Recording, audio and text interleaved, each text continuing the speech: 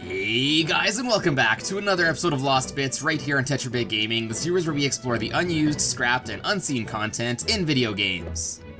I have been wanting to make the Super Smash Bros. Melee Lost Bits video for years, and now the time has finally come. This GameCube sequel to the Nintendo 64 original is still what many consider to be the best Super Smash Bros. Game of them all, and legions of fans still continue to play it competitively and for fun to this day. This game has a lot to cover, from debugging features to unused audio, so let's not waste any more time. Go grab your wombo combo, it's time to find some lost bits. Alright, to start things off, let's have a look at some of the game's unused animations. First is a normally unused second jab attack for Ganondorf that seems identical to the one Captain Falcon has. I mean, it makes sense considering Ganondorf is a clone character of the Captain.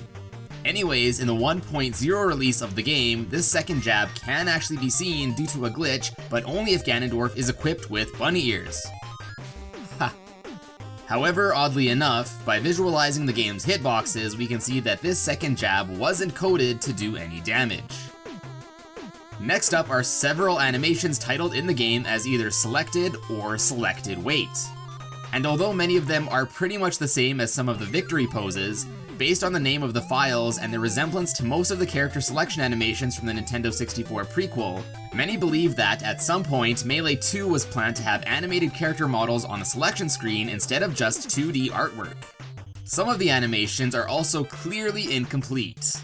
Here is a side-by-side comparison of these animations with those from the character selection screen from the original Super Smash Bros.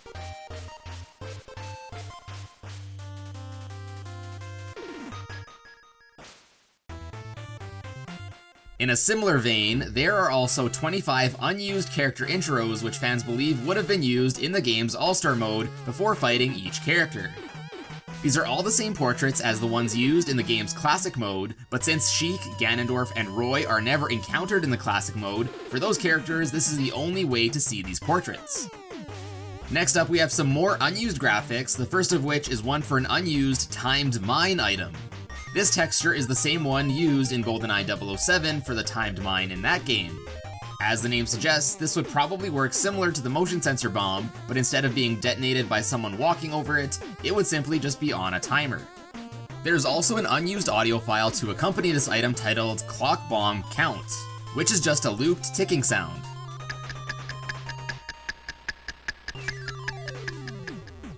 It remains unclear why this item was removed, but since the motion sensor bomb design was used from GoldenEye 007, licensing probably wasn't a factor.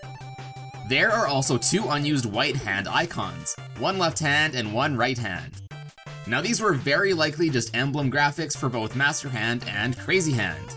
Instead, in the final release, both hands just used the Super Smash Bros. Series logo, along with the fighting wireframes and Giga Bowser. A weird, unused M4 carbine-looking graphic can be found amongst the textures for the Plum Trophy. Kind of a strange texture to have alongside a golfer. Two placeholder textures can be found along those with the Pokemon Stadium stage. The first one just translates to test, while the second one translates to dummy. It is believed that both of these were just test images for the big screen in the background. The game also has unused leftover graphics from the Coming Soon screen seen in the November 2001 Japanese multi-game demo disc. Now, although the textures of the reflections in the game technically aren't unused, we never get to normally see what they look like in full. The Metal Mario Trophy uses a grayscale image of the Yoshi's Island stage, the Metroid Trophy uses an image from the Super Metroid title screen, and the Ocarina of Time Trophy uses an image of the sky. Furthermore, the Ayumi Tachibana Trophy uses the picture of some cat, and then several trophies use the texture of a screenshot of Osohe Castle from Earthbound 64, which itself was ultimately cancelled. Probably the weirdest reflection, however, is that of a creepy looking baby face that is used in the Fire Kirby Trophy. Melee also has an unused Pokemon that is found in the game's files, and it can even be accessed. Apparently Ditto was planned to make an appearance in this game. Unfortunately, not much is programmed for Ditto, and it will basically just shout Mon Mon, Mama, and then disappear with no real effect. What I found is that, oddly enough, unlike pretty much any other Pokemon in the game, only one instance of Ditto can be present on screen at a time. And if another one is attempted to be summoned, the game defaults to Goldeen, which I guess is just as useful. What's even more interesting is that Ditto is still mentioned as a usable Pokemon in the official Nintendo Power strategy guide for the game. This implies that Ditto must have been scrapped pretty late into the game's development. The guide also reveals Ditto's intended ability. It says, Ditto will transform into the player who threw the Pokeball, then join up with him or her for a short time. So basically, you would just be able to spawn an AI-controlled teammate that would help you out for a while. Similar, I guess, to the assist trophies in future installments. And speaking of assist trophies, apparently they were intended to make their debut in Melee, but eventually were scrapped. Next, we have some unused score bonuses that would have been used in the classic or bonus Melee modes. These include Barrel Blast KO, Crash and Burn, Deflector, Green Shell Shooter, Red Shell Shooter, Pool Shark, and Ricochet Rifler. The requirements for these range from hitting an enemy with a deflected shot to throwing one enemy into another. Melee also has a number of special messages that can be seen with the game's Debug Mode. I'll quickly just show all of the ones accessible in the North American version of the game.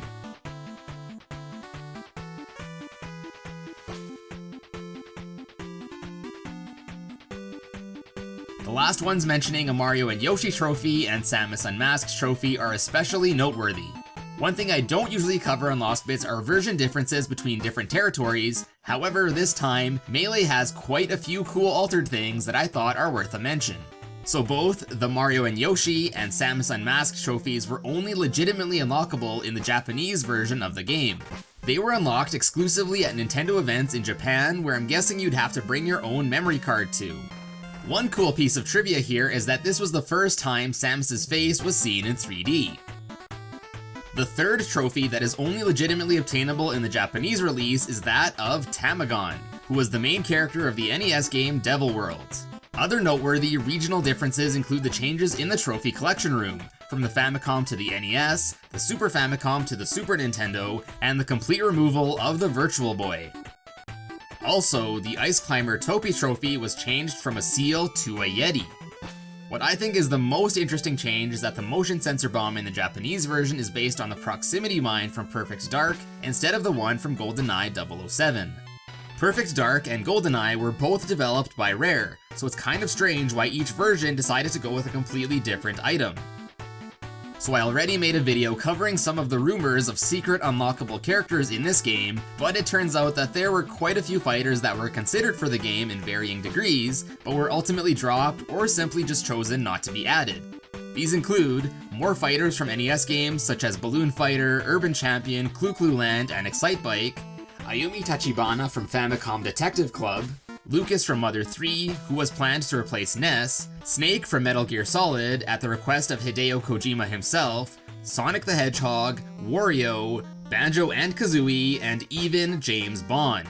As you know, some of these fighters did make their way into future installments, but the reasons for not including them at this time included time constraints, licensing issues, realistic guns, and obscurity. Okay, so it's been mentioned a few times in this video, but now it's time to explore the game's two debug menus, the main debug menu and the debug sound test menu. First, let's have a look at the debug sound test.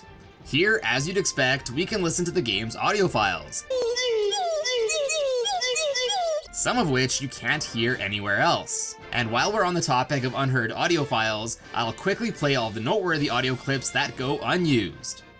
Booyah! Blue Falcon, come on!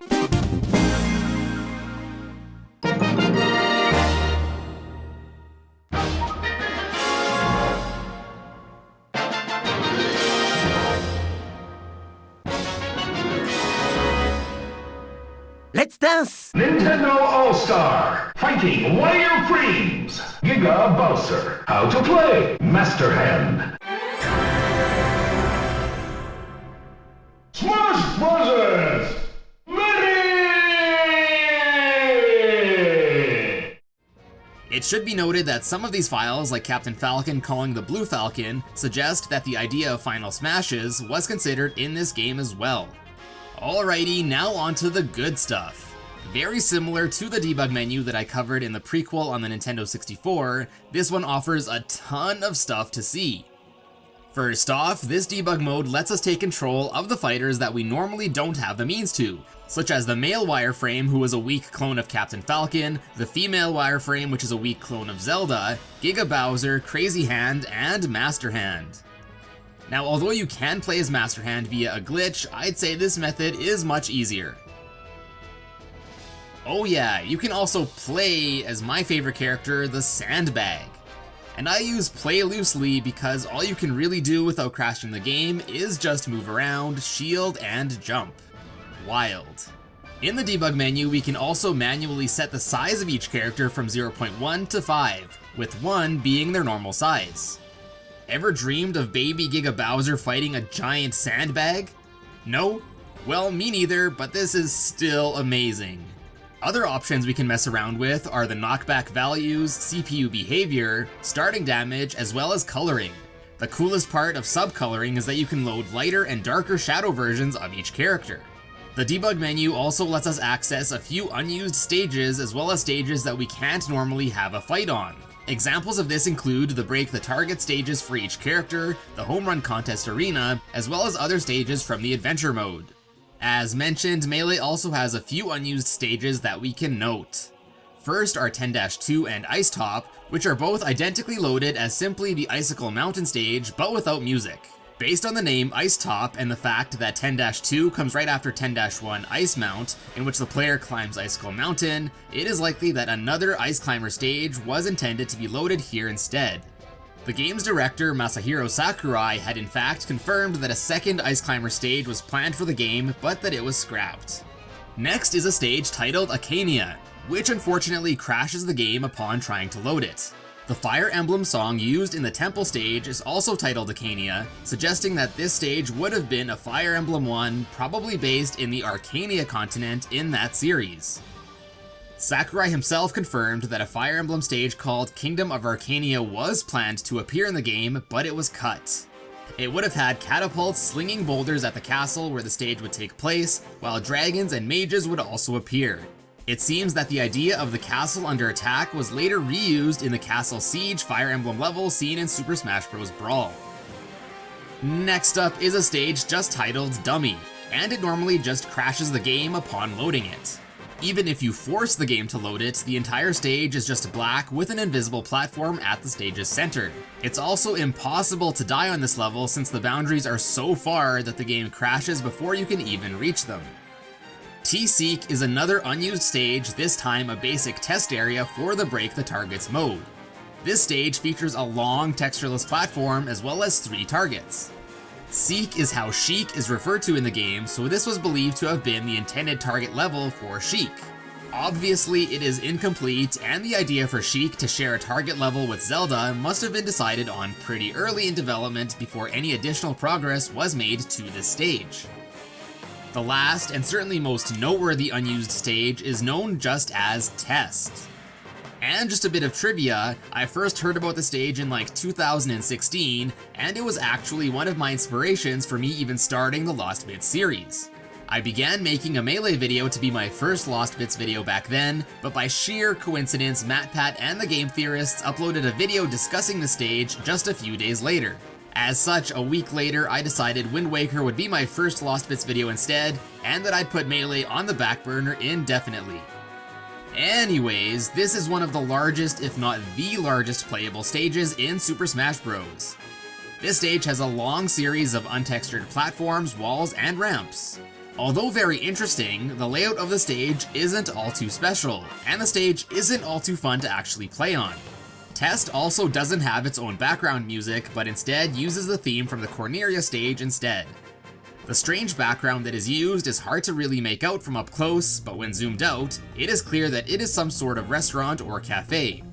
As MatPat discovered, the textures for the background were pictures taken inside Cafe Verona, a now closed cafe in Palo Alto, California. It has since been replaced by a Mexican restaurant named Reposada.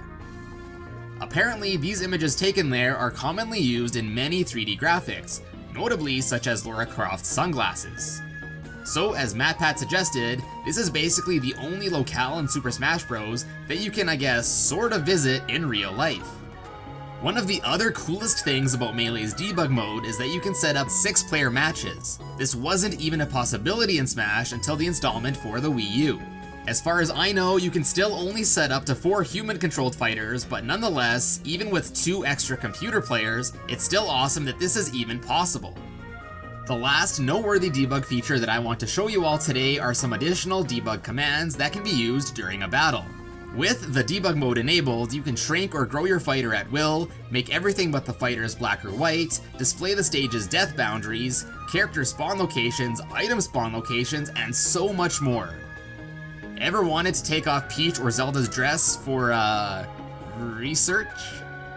Well, with debug mode, you can do that too. You can also toggle to see which parts of the stage you can grab onto or drop through.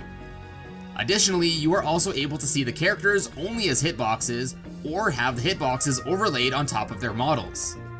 This can be a very useful tool in learning how to play as a new fighter in the game. Lastly, in this mode, you can spawn pretty much any item, enemy, or Pokemon. This high factor of freedom can definitely result in some chaotic bouts. With so many things to play around with, I could honestly spend several hours just farting around in debug mode. There's lots more to it that I didn't cover here, so if you want to learn more about it, be sure to check out my sources in the description.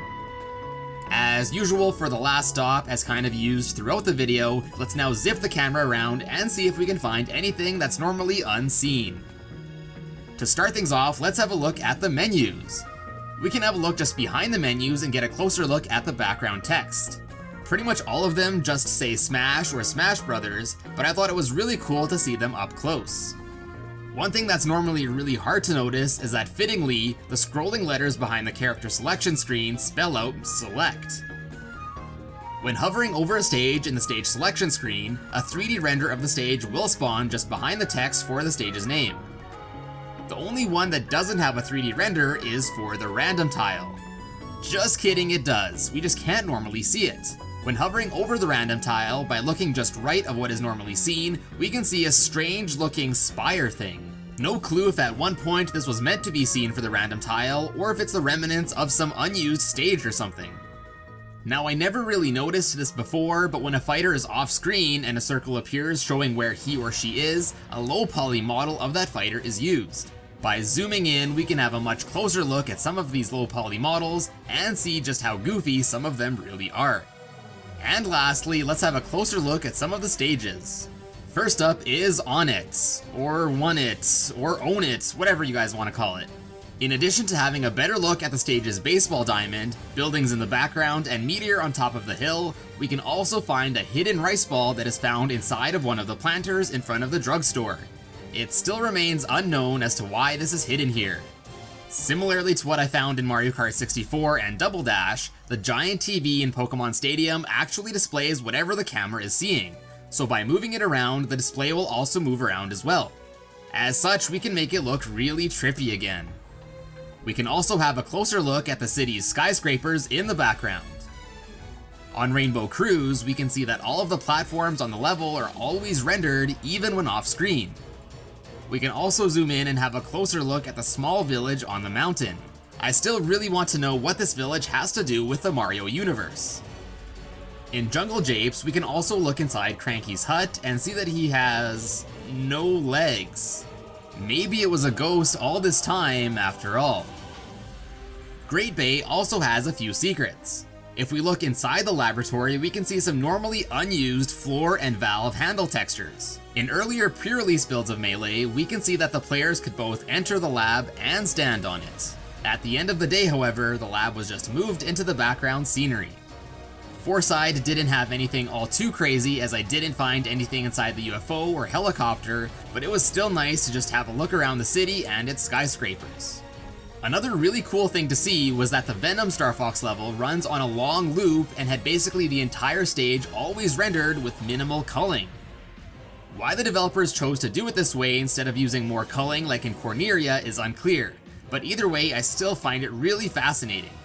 Moving on to the single player stages, in the first Mushroom Kingdom level, we can see just how goofy looking and tall the initial mountain on the left is. We can also take a closer peek at the Mario Golf Course as well as the 2D Peach's Castle image in the far background. In the next Zelda-themed adventure stage, we can see the entire layout of the level is rendered. This can be a big help if you just want to get through the level quickly without having to deal with the maze nonsense.